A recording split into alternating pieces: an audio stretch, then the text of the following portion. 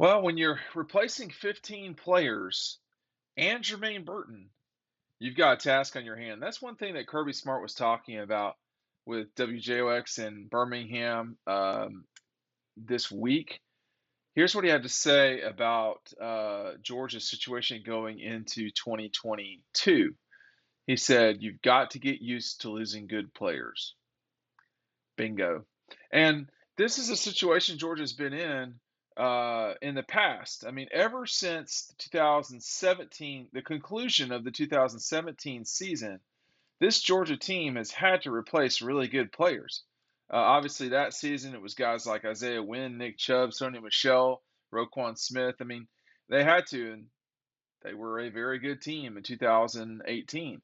The question is, can this team, which is probably in a better position, do the same thing in 2022?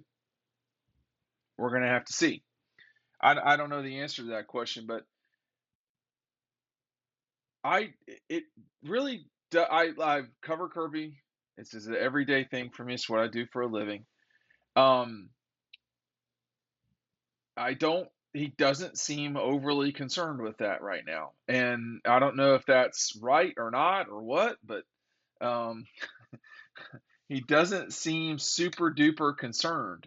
Heading into this season, um, I kept asking people, and you can go back and look at the videos.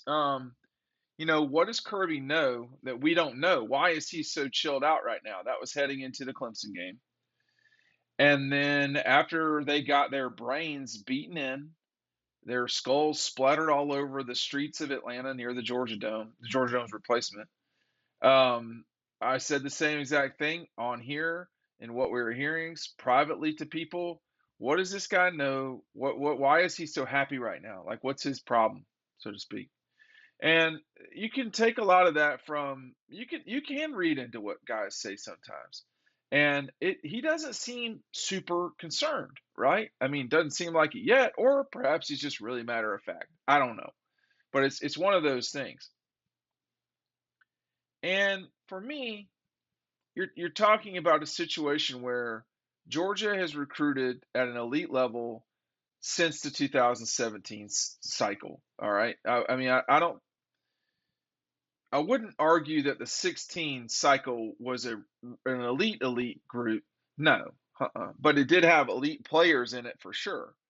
But it was the 19 class that really set them apart.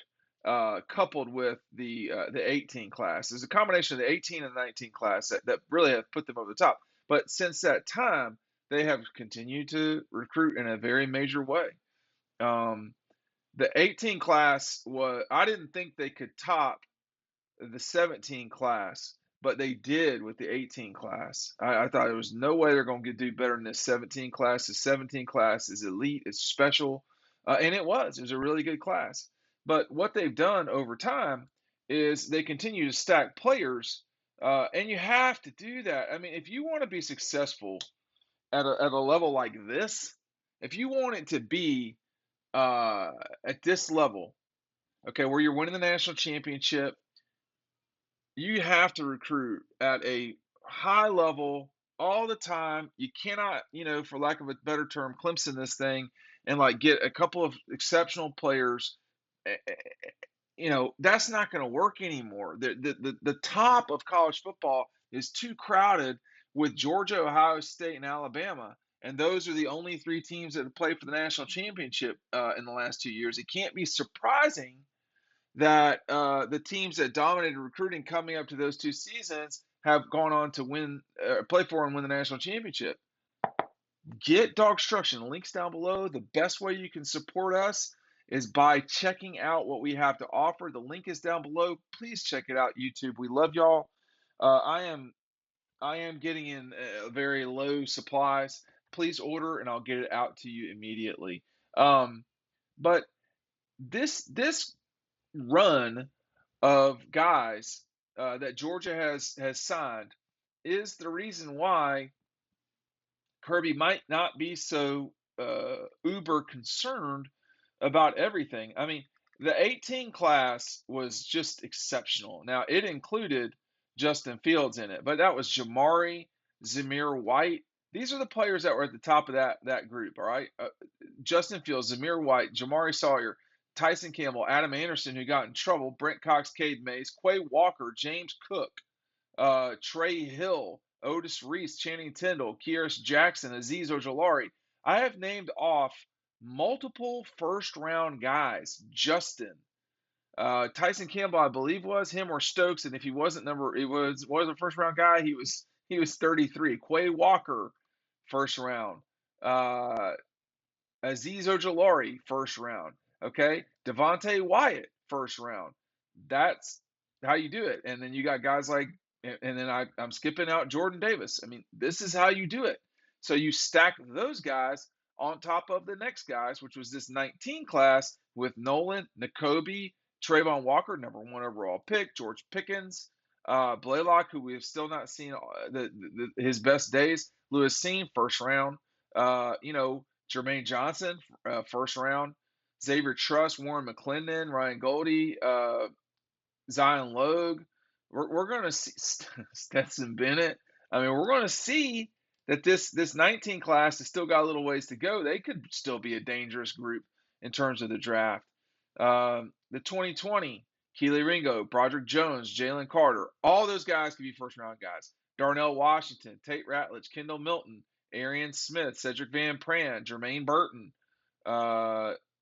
Carson Beck, Dijon Edwards.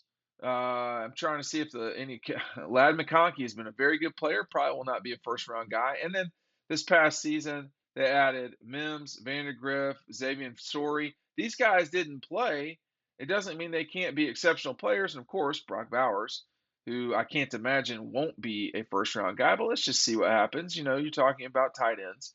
But that's what happens is as the direct quote from Kirby is, you've got to get used to losing good players. Yeah. And you can do that. And that's real easy when you have good players in your system. This is a basic 101 thing. And when people, Mark Richt's downfall was he was not an elite recruiter, not like this. When you wonder what happened to Easy Ed Orgeron, he did not have the infrastructure. He did not have and even the players that he had that were exceptional, it was a blip, a 1 year or 2 year phenomenon when Joe Burrow was the quarterback. They won 25 games, with Joe Burrow as their quarterback in 2 years, or 26, whatever it was. You talk about Gene Chizik, Larry Coker. You've got to consistently get them in there and replace them when they are gone. You have to replace them. That is the question right now at Clemson. I think that is the question at Texas A&M, although Clemson at least has proven it. I think that is going to be the question at Miami. I think that's going to be the question at places like Tennessee. Can you build up on that level? With Georgia and Alabama, and I think to some, Ohio State too. Ohio State does not have a national championship. Ohio State's going to win the national championship at some point. If you can stack players the way these coaches have, the way that Ryan Day, who I heard on the radio today, very polished, Nick Saban, I don't think we need to discuss any further how good he is, and Kirby Smart. If you don't stack them like that, it's not going to happen. Lincoln Riley is the most direct threat to that trio, but he needs some lead time. It's not just going to happen. He needs, probably, I don't know, 20 games to get them where they need to go. So that's a season and a little bit. That's how long it took Kirby, I would argue. I would say it took him between 15 and 20 games. You got to have the kids to replace them, and Georgia does.